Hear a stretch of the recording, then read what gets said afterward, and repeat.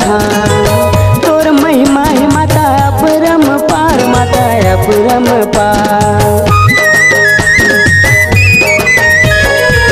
तोर शक्ति के कैसे करो बखान, कैसे करो बखान।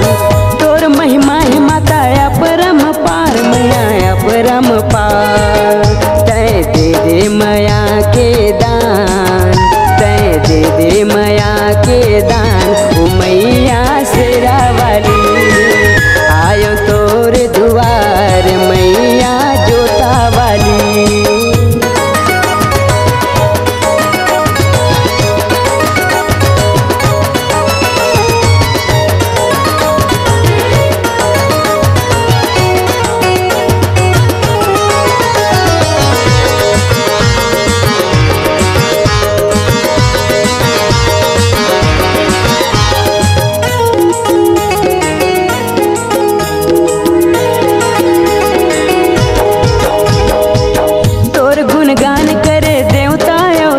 सबो देवता अवधान।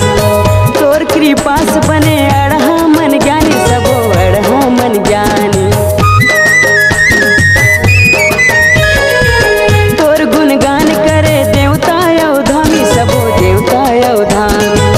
तोर कृपा से बने अढ़ा मन ज्ञानी, सबो अढ़ा मन ज्ञानी। माता दे दे हमूला ज्ञान, माता दे दे हमूला ज्ञान।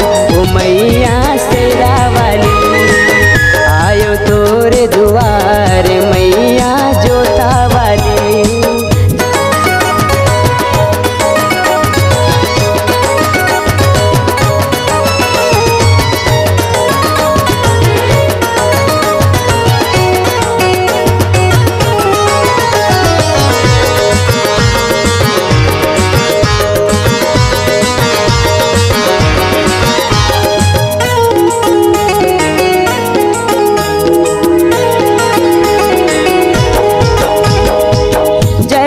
दाई तहीं शक्ति के अवतार, तहीं शक्ति के अवतार। बड़े बड़े दाना के कर दे संघार, तय कर दे संघार।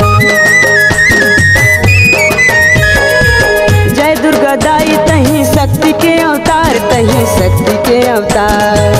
बड़े बड़े दानों के कर दे संघार, तय कर दे संघार।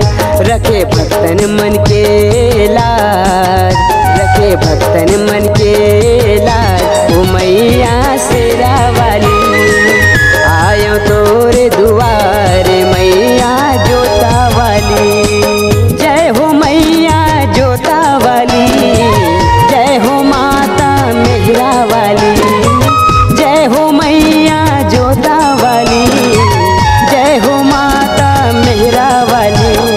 महिमा तोरे अपार हे माँ शेरा वाली आयो तोरे दुआर, मैया जोता वाली आयो तोरे दुआर, मैया शेरा वाली आयो तोरे दुआर, मैया जोता वाली आयो तोरे दुआर, माता मेहरा वाली आयो तोरे दुआर, मैया जोता वाली। अगर आप अपनी आवाज को एक नया आयाम देना चाहते हैं तो चले आइए मल्टी ट्रैक डिजिटल रिकॉर्डिंग के लिए संपर्क करें HK म्यूजिक कंपनी, कोटा डबरी, चांपा, छत्तीसगढ़। मोबाइल नंबर है 9329238487 और 8085380339।